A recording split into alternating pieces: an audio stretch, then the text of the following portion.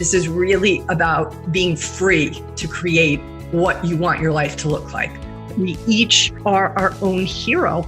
And how do we take the challenges that come our way and see those as the birth process of us becoming heroic?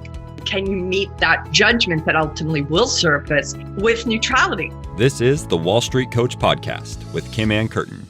Welcome back, everybody, to the Wall Street Coach Podcast. Today is going to be probably one of my all-time favorite podcasts, and it hasn't even happened yet. But why do I know this? That's too much pressure. Too much pressure. I know, it's a lot of pressure on you. But you don't have to have the pressure because you are Raphael Cushnir. All right. You can chill. You can chill. This is a man who, honestly, the best term I can use for him is my Yoda. I don't even know where I would be if it wasn't for the impact Raphael has had on my journey, on my healing, on my growth, and even around how I show up as a coach to other people. The effect he's had on my life is so profound that there's just no words to describe it. Ladies and gentlemen, Raphael Cushnir. Thank you, Kim. I'm glad to be with you and Lucas. It's awesome. Although I feel like you're bringing up the image of like a furry, hairy beast. That's what you're comparing me to. Now I can't get it out of my head. And recently, my partner, who also does this kind of work, was on a podcast about thriving after divorce. And she told the podcast host, the person I'm seeing now, like, I'm not attracted to in the same way I used to be attracted to people. She meant to say that, like, it's the whole of me and the qualities that I have. Then she went on to say, for example, he's shorter than I am. And so I've just been recovering from that podcast. And now I've got Yoda, as a comparison. So I better stop doing podcasts while I'm like behind before it gets even worse. Well, let me articulate what I mean by the Yoda. It's the wisdom, the guidance, and you can do this even though you think you can't. Well, thank you for that. I wasn't fishing, but now I'll take it. So besides the Yoda qualities of his wisdom, Raphael is also a leading voice in the world of emotional connection and present moment awareness. If you guys watch any of my podcasts or listen to any of my Instagram lives, Raphael and his books and his work is mentioned all the time. I speak to him in my book, Transforming Wall Street, as well. There's multiple interviews where he is featured in my book speaking about what he calls emotional connection, and I have called now emotional non-resistance, and we're going to get into that today.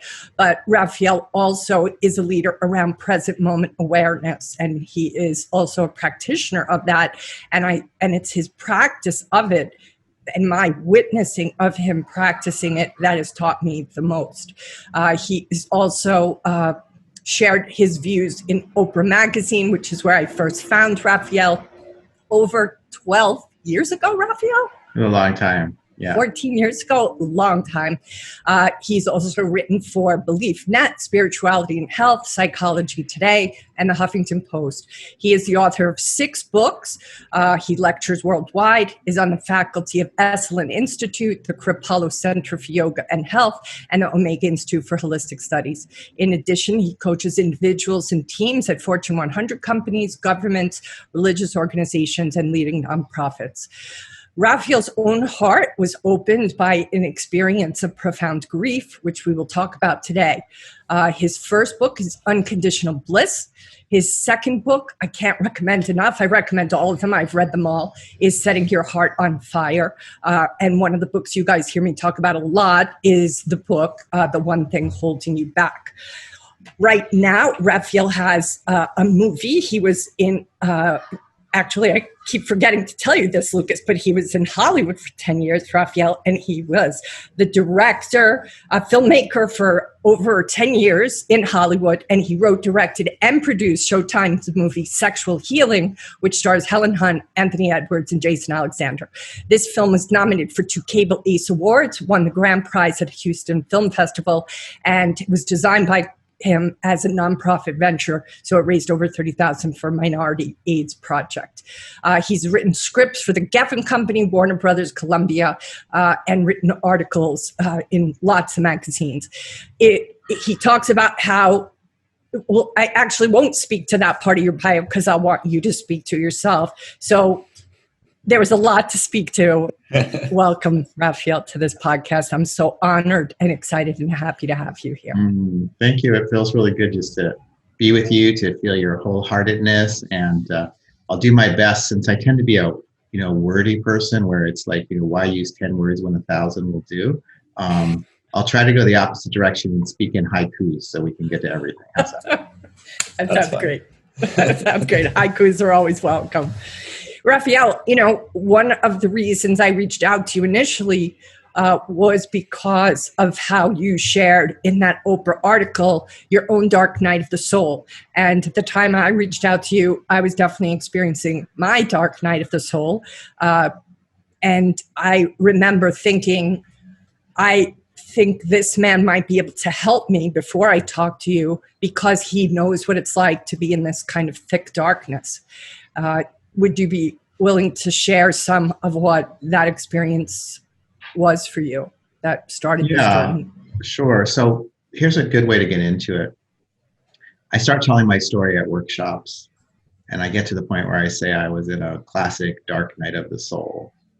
And, for me, what I define as a dark night of the soul is when you're in a lot of pain, you don't know how to get out of it, and everything that you've learned or tried or used in the past isn't getting you through in this situation. So it feels like you're in this darkness that is incredibly painful and doesn't have an end in sight and doesn't move or shift given your efforts. And then I ask people, raise your hand if you've ever experienced something that you would consider a dark night of the soul. And usually every or almost every hand goes up. So, there's biography there. There's a marriage that fell apart in really destructive and dramatic ways that I couldn't change. There's a career that fell apart. But really the essence of it is that dark night, which is, kind of a common human experience. And, what you do, how you move with, how you welcome or not that experience has, become to me the linchpin of whether there's healing and transformation available there or not. And, you talked before about your term, non-resistance. And definitely we need to let go of our resistance. But the question is, if it's not resistance, what are you replacing it with? And one way to describe that is a kind of whole-bodied, profound acceptance. But also, from my experience, it needs to be an engaged acceptance. Like, it can't be, I'm remotely back here like a mindfulness meditator going like, oh, dark night of the soul over there, I accept you. I've got to go to it. I've got to relax myself in such a way that I dissolve into it. And then my awareness and my experience start to become one. And as I surf that, I love that term, surfing. As I surf that, then things start to move and shift and open up. And that was something that I stumbled my way into. I did not figure it out right away. I didn't do it very well for a long time. But the more I did that, the more things started to change. And then that's when kind of the match lit and I was graced with an awakening that I wasn't even looking for. Mm. And what, if you're willing to, what precipitated and allowed you to stumble into it? Well, I think that everybody who was wise, who were, my friends at the time, were saying like, why are you always talking about her? Why are you always obsessed about her? Like, what about you? What are you experiencing? What's happening in this moment for you? And at first that was like fingernails on a chalkboard. But over time, my resistance was kind of ground down in a way. And then there is an interesting story about that. I'll just take a minute to tell. It might get at what you're asking me. Because I was in Mexico and I was with some family members, and one of them very innocently said to me, so how are you doing in your getting over Linda? And I bristled, with reactively at that moment. What are you talking about? That's not what I'm doing. That's not what I'm doing. because I was like holding the space for things to work out and shift, and I wasn't ready to even move on. But then I was reading on the beach the book Pigs in Heaven by Barbara Kingsolver, which is about family of choice. You know, the one that you make after you graduate from your, or not graduate, but like grow up from your family of origin. And I went from feeling like I was accepting this separation and all of the pain that it had, like grimly, sort of like not against my will, but like because I had to. And on the beach, I shifted towards like, no, I'm doing this because this is who I am. This is a privilege. This is an honor to be present to my own pain, to the potential of healing in this relationship, wherever it goes. And so kind of like the last, you know, turn of the dial, so that my acceptance went from like a little bit begrudging to full on, freed up, you know, whatever was still left in me.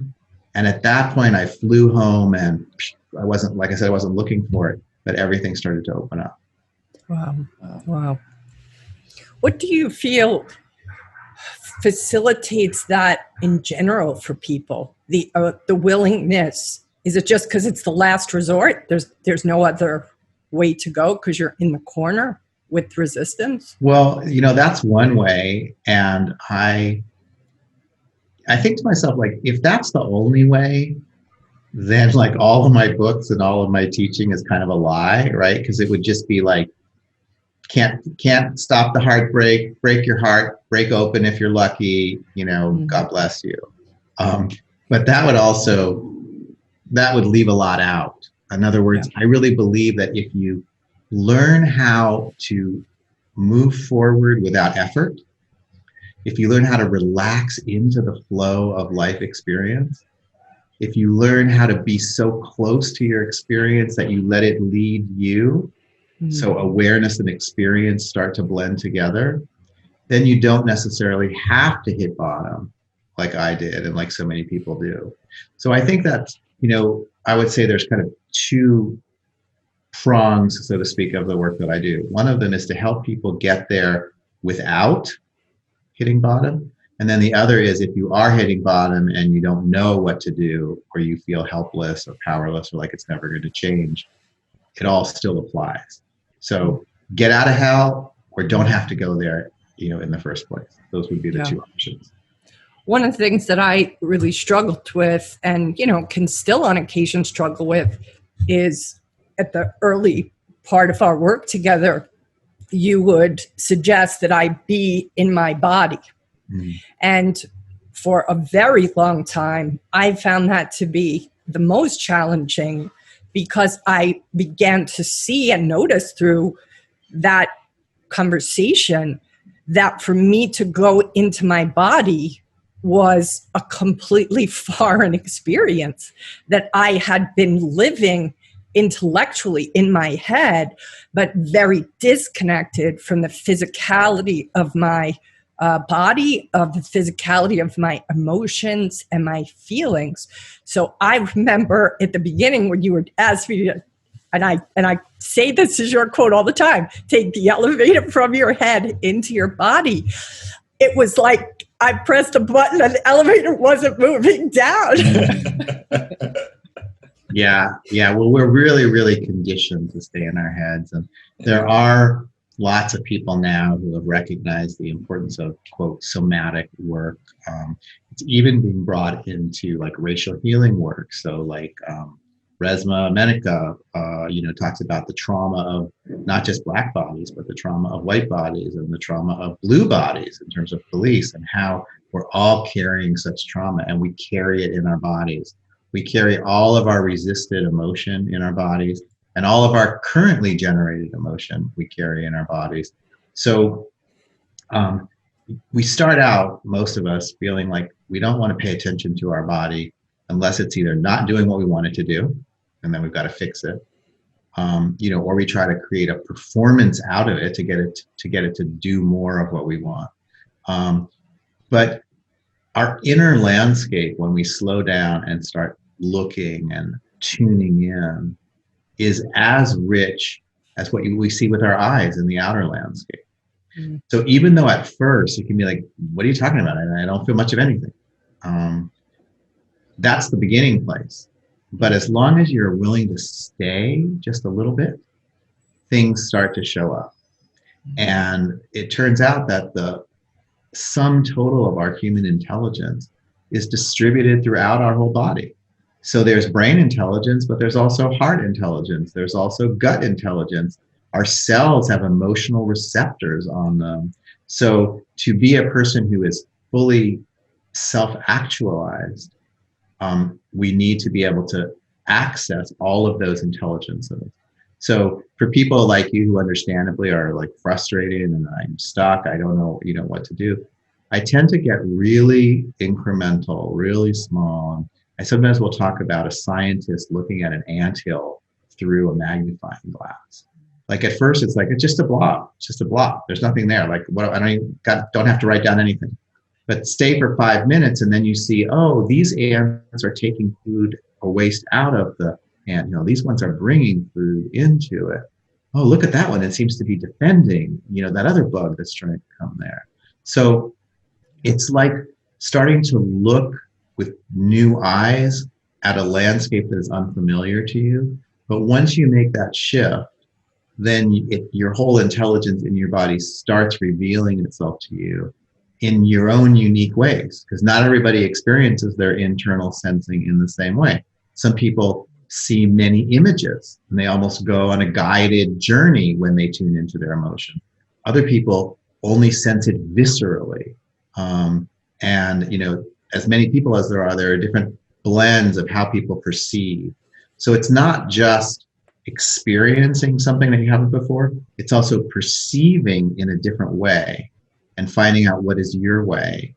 And that's what starts to allow you to gain access to that whole body intelligence that you're asking me about. A lot of the people that watch our podcast now are day traders. Mm-hmm. They're in a very volatile day-to-day experience. And one of the things I'm always advocating to them is that they perhaps at least pause before the day begins or pause in the middle of that day to be present to what their emotional landscape feels like. Are they tired? Are they, all jacked up from caffeine? Just be present to what is going on with themselves before they go into that, what do you want to call a big wave ocean? Because it is such a big wave. And for some of them, it can be very challenging because in a lot of ways, some think their strength has been to not listen to that, to be just intellectual, to not let their emotions, this is the conversation we have all the time is, I need to be unemotional as a trader. And I'm like, good luck, because you're a human being. Yeah. So what would your advice to them be when they're trying to apply what is understandable, they're teaching, they've heard, don't be emotional, you got to stay neutral. What would your advice to them be as they sit, wrestling with that thought process and what you're speaking to about being there? Yeah. First of all, there's the attempted calm outside the storm, which doesn't work. And then there's the calm inside the storm, which can work. And, one of the things that I say in the book, The One Thing Holding You Back, is that whenever emotions are disparaged or denied or repressed in any situation, personal or interpersonal, they end up running the show behind the scene. And so most people know they've been in a staff meeting, everybody's egos are acting out, and it's not about what's really on the whiteboard, it's about everything else that's unspoken. So, like you said, good luck with that. Attempting to be unemotional in an emotional experience, doesn't make any sense. But opening yourself to what you're experiencing so that you start to become more present and you start to expand actually puts you in the peak performance state. And so that's the key thing that I would share with day traders or anybody else in a high pressure environment, which is that the adrenaline that gets kicked up which tells you, your survival is at stake. Best case scenario is there to warn you about something that needs your attention. But that's not a problem-solving state. That's not a harmonious inner state. And that part doesn't know its own limitations, right? So first it goes, alarm, alarm, alarm. And if you're skillful, you're like, okay, thank you for that alarm.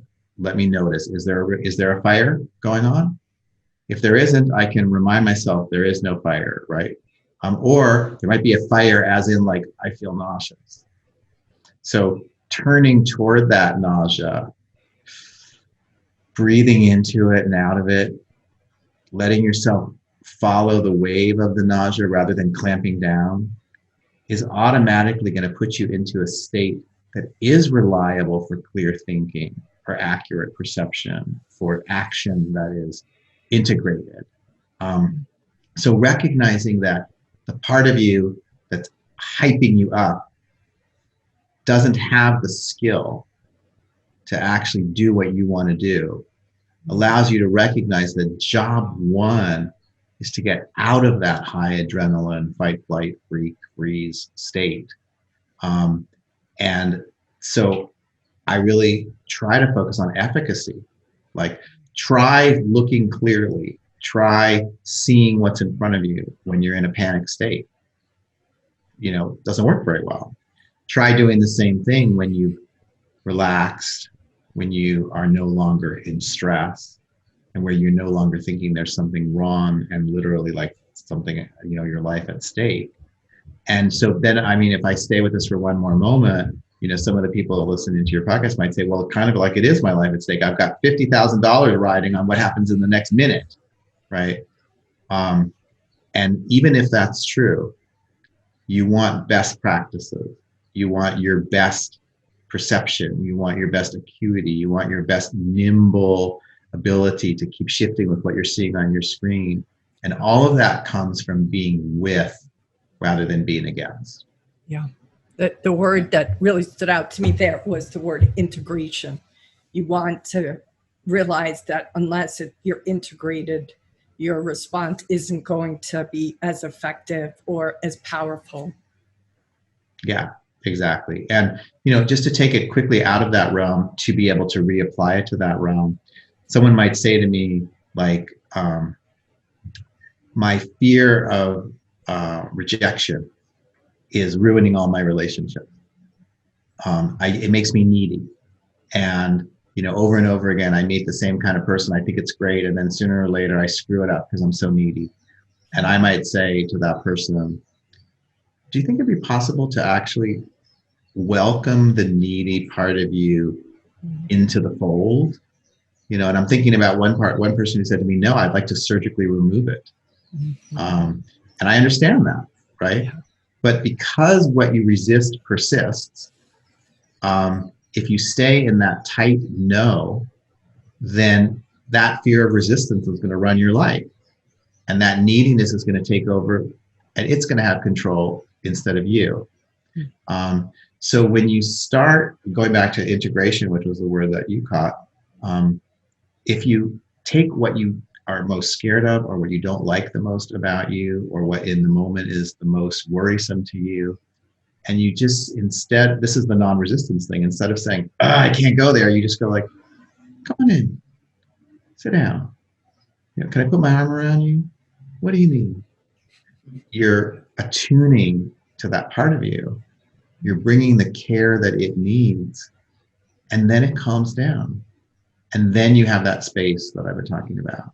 Yeah. And so just like that part of your brain that's going, alarm, alarm, doesn't know how to fix the situation, the part of you that's creating that nausea in your stomach, whether it's about a relationship and your neediness, or whether it's about a day trade, also doesn't know what it needs. It just knows it's upset.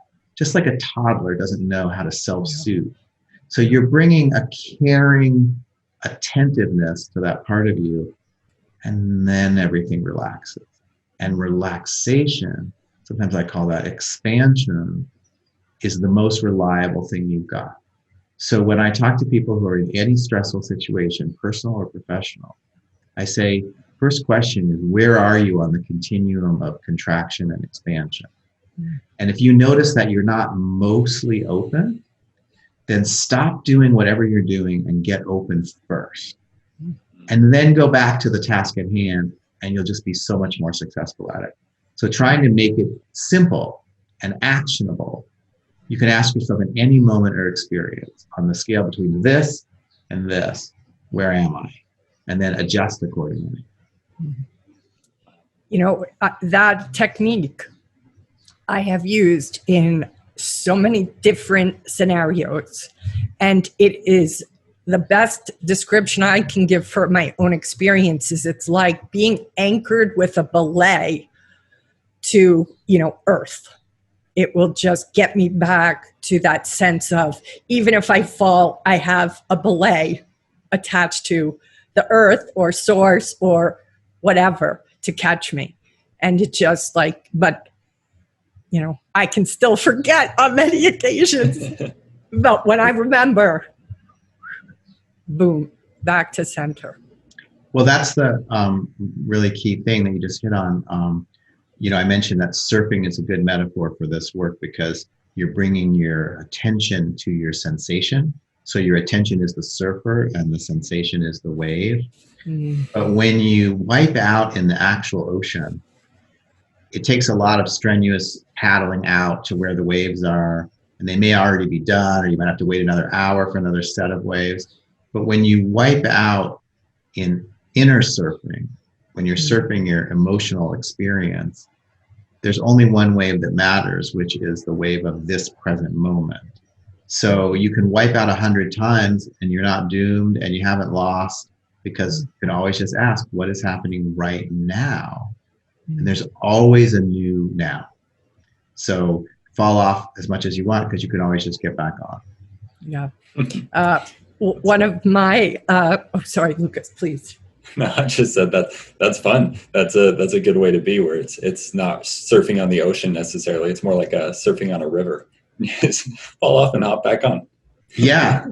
And I'll tell you that one of the most beautiful things that anybody ever said to me about, as I was coaching them and doing this work, and this goes along with what we're talking about, is they said, Raphael, you're like my personal GPS system.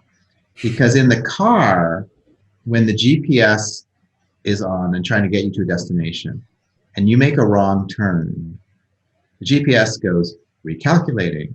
And then it goes turn left on 2nd Street. And then if you pass 2nd Street and it's time, and now you're lost again, it goes recalculate.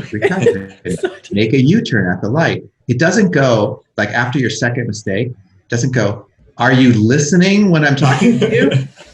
Do you even know how to drive? Are you a fool? Can you give someone else the wheel? It doesn't do any of that. It just very calmly goes recalculating. So wiping out. That is so fabulous. Wiping out and getting back on the wave is just recalculating. Yeah, that's such a great metaphor. Yeah. That's beautiful. All right. So for those who are saying, but my situation is very dramatic, or my situation is, this would never work. What do you say to those people? This would never work for me and my situation. What's the this? Well, I think what I'm going to speak to is just trauma. People that have some deep trauma. That was a big part of what we did work around for my own journey together. And I remember many times thinking that it wouldn't work, that it wasn't working at the beginning, because it was so hard for me I didn't want to be with those hard to be with feelings. And also, I'm going to speak just to my own experience. I was frustrated and annoyed that I'd have to feel some of those feelings, and also working my way through some of what I learned in Landmark, right? And or from other courses where they're take responsibility, right, and put it down. And yet I found that even though I wanted to choose to put it down, I wasn't fully able to put it down. Yeah. Well, I think that, first of all, there's a hard truth to this, and I'll loop it back to something we talked about a little bit earlier. As other people have said, I wasn't the one who first said this, my job is not to help you feel better, but it's to help you get better at feeling. And you might not want to get better at feeling. If you're worried that the feelings are going to kill you, they're going to overwhelm you. And that's what the brain thinks at first before it gets a chance to update, because it doesn't know the difference between something like grief in your body and someone chasing you outside of your body. Your brain, your primitive brain, just knows that you're in danger and it's trying to sound that alarm. So it's natural at first to say, why would anybody ever want to go there? But that's why I don't tell anybody that they have a problem or that they should be any different if things are working for them. So even if, and this is what I meant by looping back, even if someone's not in a dark night of the soul, there's still ways that they can see that whatever they're doing isn't working for them as well as it could. So I don't think there's any salesmanship involved in this work if we do it well. It's more like if what you're doing is working for you, awesome. You don't need this, you don't need me. If it's not working for you, let's do it on a trial basis. And let's recognize that most people start to feel an emotion. And then because it might swell up at first, they check out before they'd be able to get to the subsiding. Yep. The truth is that most difficult emotions, if you really surf them, only last for a minute or two at a time. That doesn't mean like if you have a ton of grief that, surf your grief for 2 minutes and you're done. Right. It just means that grief only comes in the now in waves of a minute or two. And most people, if you told them, wait, you told them this, they might say like, wait, my whole life, I've been organizing around not feeling something that I could have done in 2 minutes. Exactly. That's a tragedy. That in some ways is a lost life. Yeah. So what I share with people is like, I'm not telling you to do this for a day, not even for an hour. Just see what happens when you go with it for a few minutes, and then let your own body and your own experience tell you whether it's something that might work for you or not. And if you think it won't, let it go, because there's lots of other approaches. But the other thing that I would say to people who want to be effective and want to be wise is that the strong take responsibility approach that you were talking about is sometimes, we could say like the best part of the Western ideal. Pull yourself up by your bootstraps, man up, make it happen. That's like manifest what you want, the power position. And then the being with it, the surfing that we're talking about, is more like the Eastern approach. It's more like Buddhism, more like Hinduism. And I don't think you have to pick. I think the whole thing is get the order right. In other words, if you let go of your resistance and you relax into being, then you're free to kick ass as effectively as possible. Then take that, staff and move forward as a leader, make it happen for yourself. And the actual fringe benefit that you get that you didn't even know you were looking for is that when you blend those two things together, structure and flow, being and doing, then you actually hook up to what I would call, cosmic energy. And so you used to think, I've got to push this damn boulder up the mountain myself. And if I let go for 1 second, it's going to roll backwards and squash me. But then you experiment with what we're talking about, and you take your hand off the boulder a little bit, and you go, it's actually moving a little on its own. And then you push it, and it starts to move a little bit easier, a little bit faster. And you realize that because I hadn't blended the two approaches, I had put it all on me. when all along I had this resource, this support that was available to me that I didn't even know existed before. So that's kind of like the fringe benefit that you weren't even aware of that you're going to get when you blend those two approaches. Yeah, beautifully said, beautifully said. So would you be willing to just dive deeper into what you spoke about with regards to the primitive brain and that red alert not being the place where we're really able to shift ourselves? Just what happens physiologically to us when in the throes or the grip of a hard to be with feeling. Yeah, so as I mentioned, a hard to be with feeling is met by the primitive brain as life-threatening. The brain, in a general sense, evolved in three layers. There's the primitive brain, which is all about keeping you alive. There's the limbic system, which is mostly about emotion and memory. And then there's the neocortex, which is all about abstract thinking and reasoning. And the primitive brain is the most powerful in terms of the grip that it can have on you, because it's locked into survival, of the organism. It's not so. Diving in a little bit deeper, what we need to see is that for maximum functioning, we need each of those three parts of the brain or three levels of the brain to be functioning well on its own and then well with the other parts. But why we get hung up and why we're not able to get that, again, integrative functioning that we were touching on before is because the primitive brain is staying in lockdown. It thinks it's saving your life. And so when you start to turn your attention toward a difficult feeling, or even towards the contraction that you feel in your chest or your gut or your shoulders, that's the evidence that you're shut down. You haven't even got to the feeling yet. All you know is like, I'm tight, right? When you turn your attention to that tightness and you start to surf it, it's as if the primitive brain goes, wait, what are we doing? Something different? Like, I don't know if I'm okay with this. I reserve the right to shut it down, but okay, let's see what happens. In other words, as powerful as it is, it knows it's not the whole show. It doesn't control everything. And so then you tune into the contraction, tightness across the chest. Let me just stay there for a few moments. Let it start to move, because everything's always moving if we haven't locked it down, or it's even moving under our lockdown. So we start to notice it. It's like, oh, okay, it's going around my neck. Now it's like dropping into my chest. Now I'm not sure why, but I'm a little bit teary. What happens is the contraction starts to open, just like we were talking about before, that we need to open.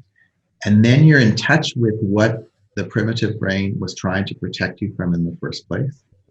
I'm sad, or I'm scared, or I feel rejected, or I feel shame. And you stay with that for those 1 or 2 minutes that I was just describing earlier. And then, and here's the magic, you don't die.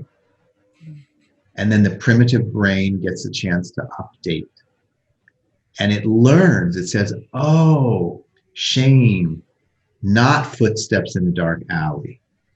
We don't have to lock down as hard and as quickly and as intensely as we used to do. And so then you become a person who can feel shame if you need to, not get tied up in the verdict or the thinking around shame, but feel the wave of shame that already exists in you so that it can then let go of you. Because what all of this is based on is that a feeling wants to be felt. That's all. If you feel it, it doesn't have any reason to stick around and mess up your life. So even if you feel shame or not good enough, or any of the difficult emotions, feeling them is healing them. And they let you go. And when they let go of you, they naturally, effortlessly move you into the expanded state that is the peak state that we were talking about before. So good. So good. the concept of feelings just want and need to be felt. What happens when we don't feel our feelings? So the first thing is that they don't go away. They become a part of our unconscious. So they first were saying, feel me, feel me. And then you kept saying, no, damn it. And so then they start going unconscious, and they're in the unconscious. They're going, notice me, I'm still here. And they keep trying to bubble up to get your attention. So one of the ways they get your attention is that if you keep putting your energy on pressing them down over time, that becomes depression. That's one way they can get your attention. They can get your attention by creating stress and even illness, and they can even kill you ultimately. But there's one, and you may be thinking about this, Kim, because we've been at this a long time together. There's my favorite thing to talk about, which is also the most diabolical way that they get noticed, which is they act like a magnet, and they bring into your life people and situations that are bound to make you feel that same feeling that you vowed that you wouldn't feel in the first place. So what does that mean if we just make it simple? That unfelt emotions are the number one cause of repetitive negative patterns in your life experience. So if you want to start... Say that one more time. Yeah. Say that like 5 more times. Yeah. So unfelt emotions are the number one cause of repetitive negative patterns in our lives. So if you think like I'm a person who keeps meeting the same guy or gal in relationship over and over again, or if I keep climbing the ladder and then I get in trouble, because of my issues with authority over and over again in the workplace, whatever your situation is, if you think like I'm doomed, right? You think it happens over and over, and the more I try to change it, the more it keeps happening. So you might even feel desperate about it.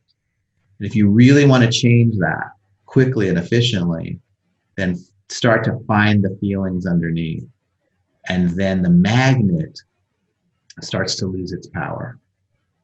And you also see things a little bit differently. And I want to be honest about one part of this. I'll just add a piece. So let's say you're a person who would walk into a party of 50 people of your chosen gender, right? And you're single and you're looking for a relationship. The way this starts at first is that because of your unfelt emotions in your unconscious, you're like a heat-seeking missile. You just go like right to the person who's the absolute worst for you, right? And maybe you get into another relationship, it's 6 months or a year, until you finally extricate yourself because, the other shoe dropped, and that's exactly what I was trying to avoid. When you start feeling the emotions underneath, it's not like you walk into that same party and like a heat-seeking missile, you go to like Mr. or Ms. Right. It's not like, wow, I found the healthy person and I love it. Yeah. It's more like this. You go back, you go to the same party, and the heat-seeking missile goes right to the worst person. And then you go, oh, look at that. There's my thing. That person is triggering my thing. Let me notice that. Where do I feel that in my body? Ooh, okay, let me breathe into that. Every part of me wants to go over there and talk, but I know that that's my thing. And I'm not even going to say I'm not going to talk to that person. But, like, who else is here? And then you start to see other people that you never would have seen before. And then the next step is that maybe you even find somebody who's better for you. But you're worried because there's not a lot of drama. There's not a lot of intensity that you used to run on. And you're like, this person is great, but I'm kind of bored. Like, I don't know if I can stay here. Like, isn't life supposed to be exciting? Where's the passion? And it takes a while to start shifting from, let's say, unhealthy passion to healthy passion. And you've got to hang out long enough, just like you got to surf that wave long enough to see its end. You've got to hang out long enough in what's unfamiliar to you, what is not your conditioning, before you can start to rely on what your response will actually and healthily be. So that's like kind of, you can swap out work. It doesn't have to be just relationship. Yeah, that's what I was going to say. Like the way the change really happens. I was going to say just that. I could almost take the concept of the trades that traders are taking that match the concept of like a heat-seeking missile at a party, but a heat-seeking that you constantly find yourself repeating, right, Lucas? The same trait.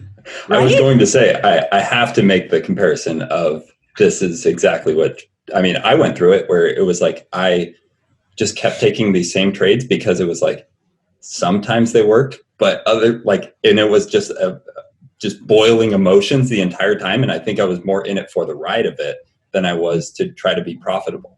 And so once that became clear to me, then things shifted. But yeah, I think exactly what you're saying. It's something you got to be aware of. That awareness is key.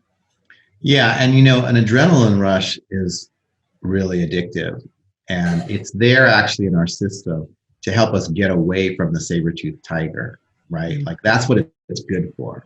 But we start getting addicted to it and the intensity of it.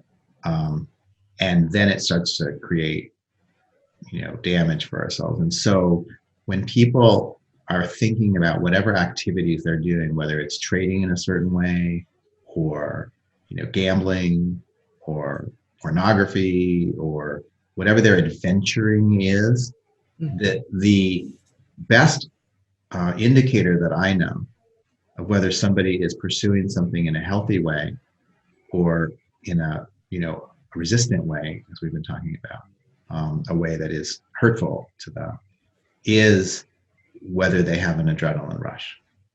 So I'm not saying that like there's not going to be some adrenaline in trading because, you know, a lot's on the line.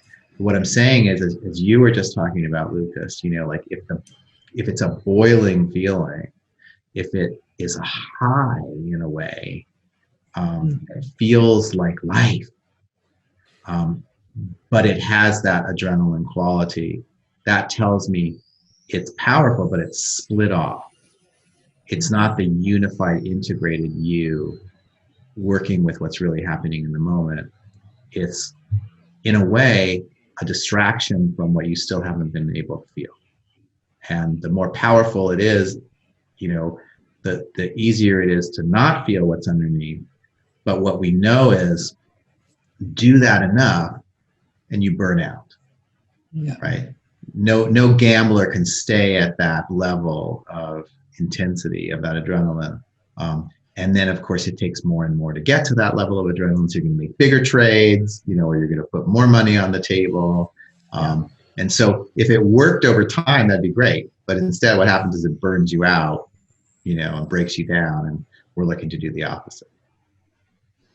So the phrase that you taught me that came up for me before was how you've taught me to find the flinch. Talk a little bit about that. Yeah, so that's connected to what I was just talking about, that if you have a, let's say, something that you want to be doing, and it could be anything in life. It could be, you know, you want to redecorate your house, you want to make more money, you want to have a better relationship, you want to write that novel that's been in you all this time.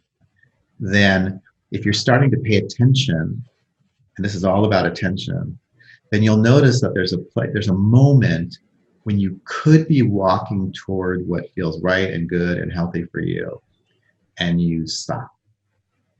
Something stops you.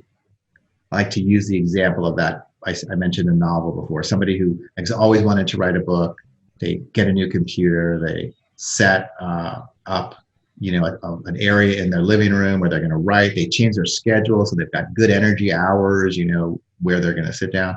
And then not only do they not sit down, but pretty soon they don't even go into that room at all because it's just like too much. So that's what we would call a flinch.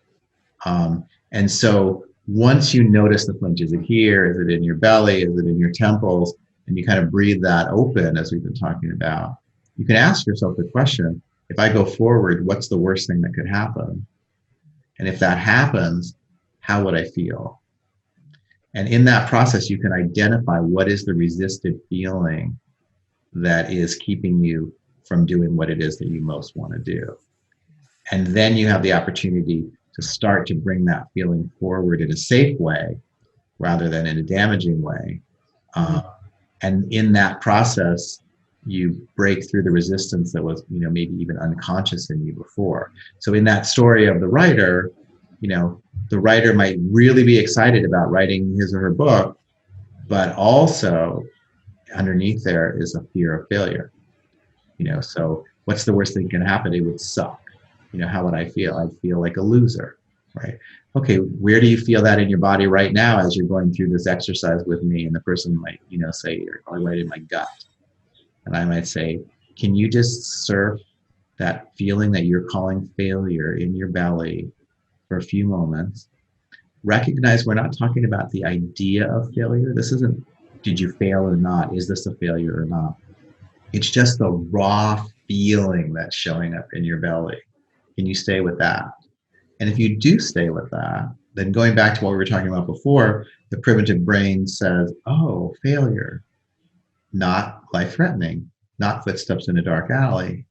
So you can go forward knowing that even if you do start to feel failure in your belly, you'll move through it. And, the difference between people who write complete books and people who don't are people who are willing to go through that wave.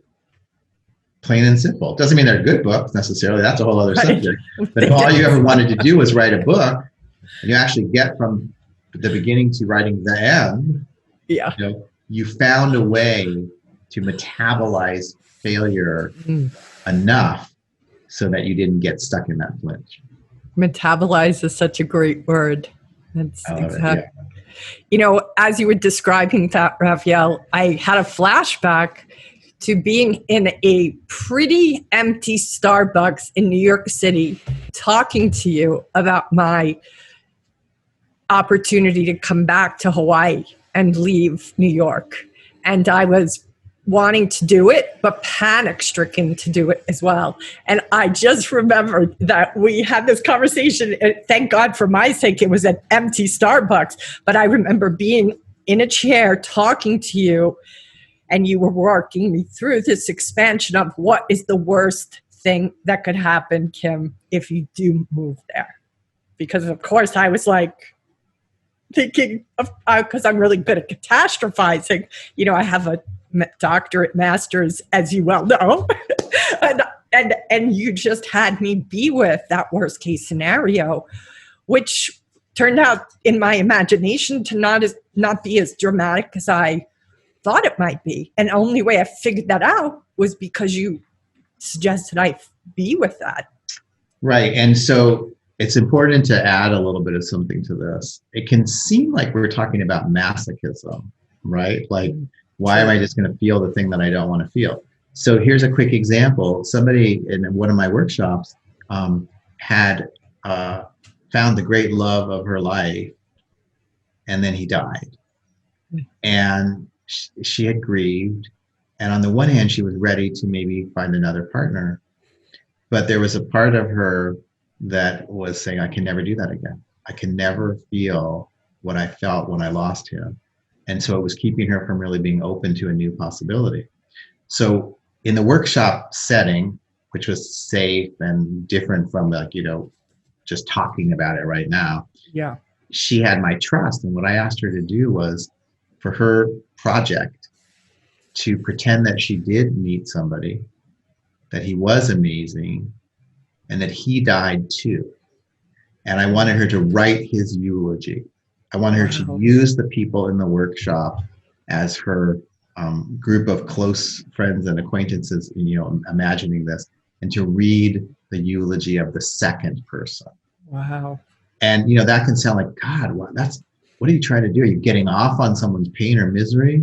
But no, it's actually going back to that word metabolize. Like, she had an idea in her mind that she couldn't be with more intensity, more grief of that kind, but that was just an idea. And then to give her the opportunity to feel that and to remember, all feelings are a part of aliveness. The greatest, most effective, most joyful life is the one when you feel your way through everything. And John Kabat-Zinn called it full catastrophe living. The idea that life's going to bring it, And I want to say yes to all of it so that I can be here, right? There's an old joke postcard that said, having a wonderful time, wish I was here.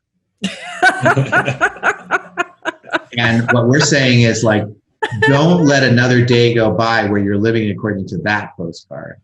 Yeah. And if you recognize that feelings won't kill you, that feelings keep bringing you to your greatest wholeness and aliveness, and they also become a compass in a healthy way to show you what matters to you, what you want, then you go from somebody who's locked down in fear to somebody who's free.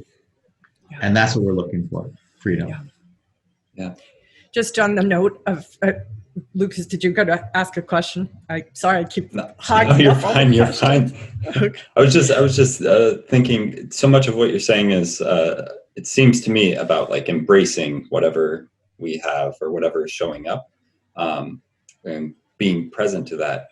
What in so many ways, I feel like our culture and society doesn't necessarily allow us or cultivate the idea of feeling emotions, and that's often frowned upon in many aspects of the way we live.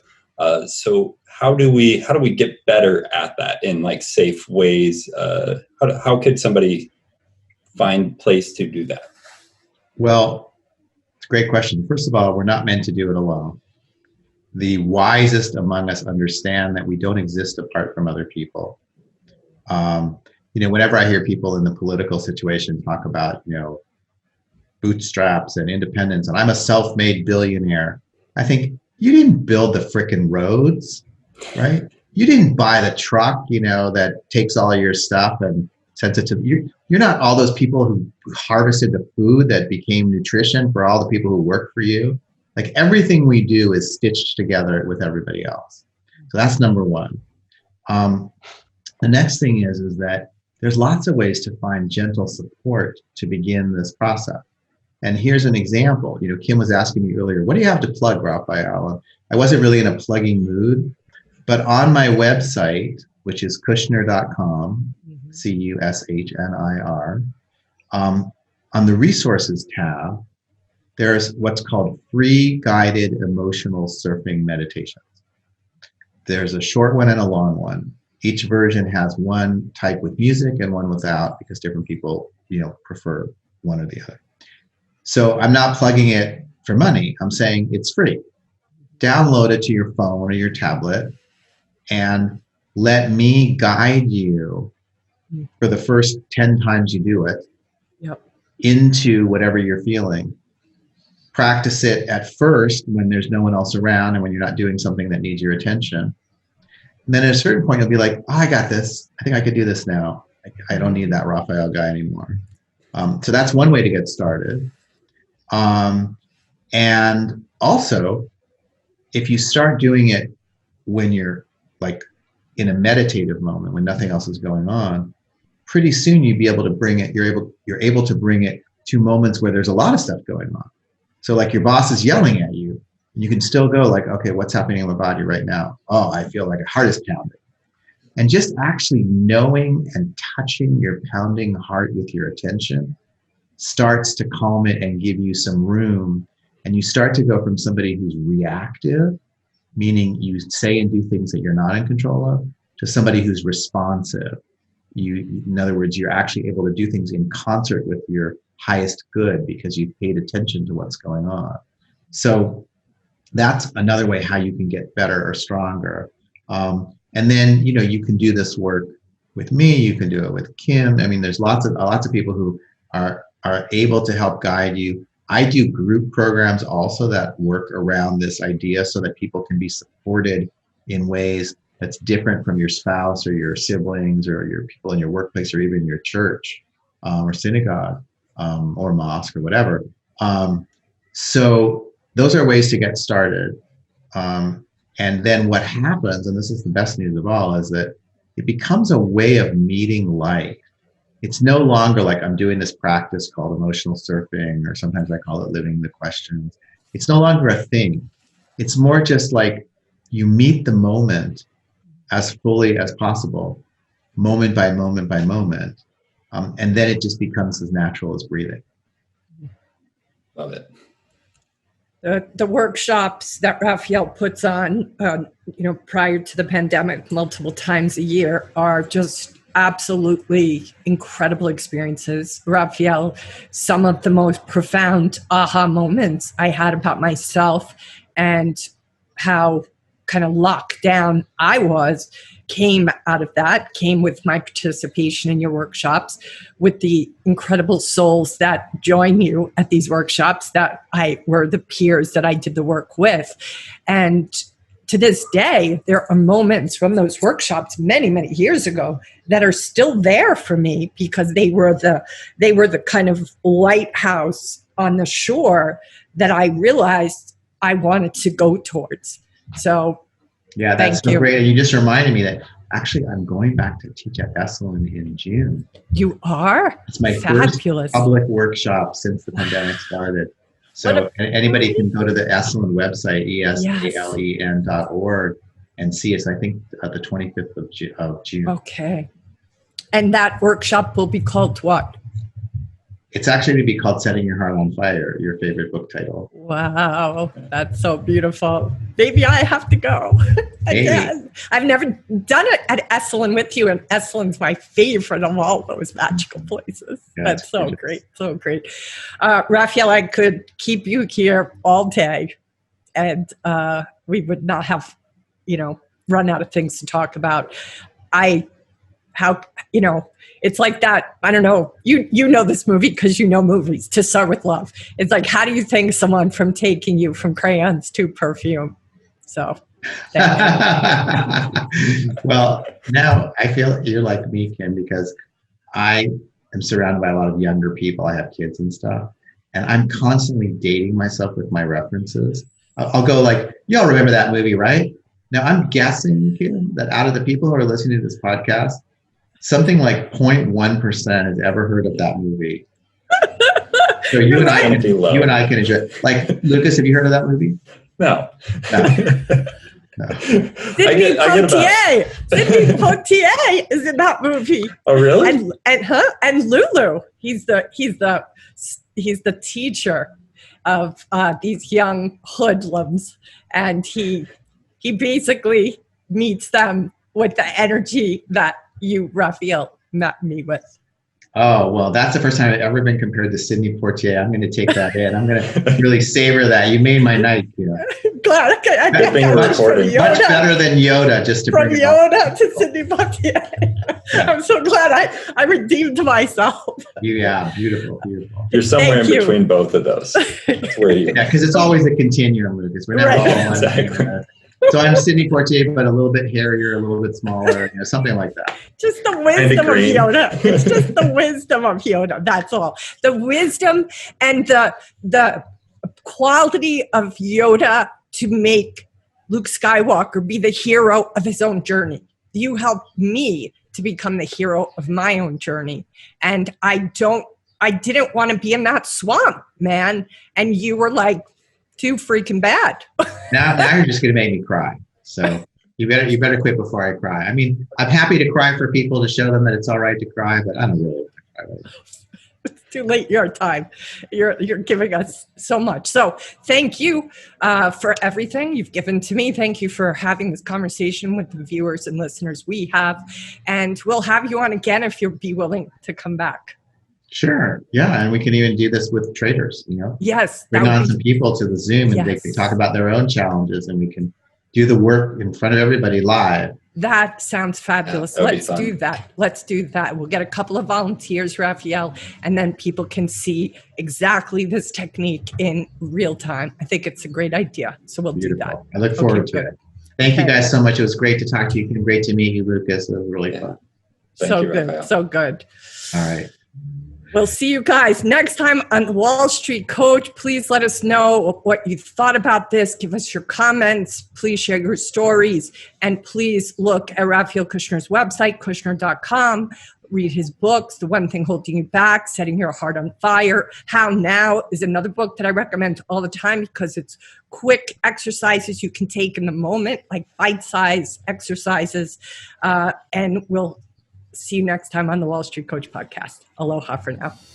This has been the Wall Street Coach Podcast with Ann Curtin. You can find out more about her and her team online at thewallstreetcoach.com. If you've enjoyed this podcast, please consider leaving a 5-star review on iTunes. Thank you for listening.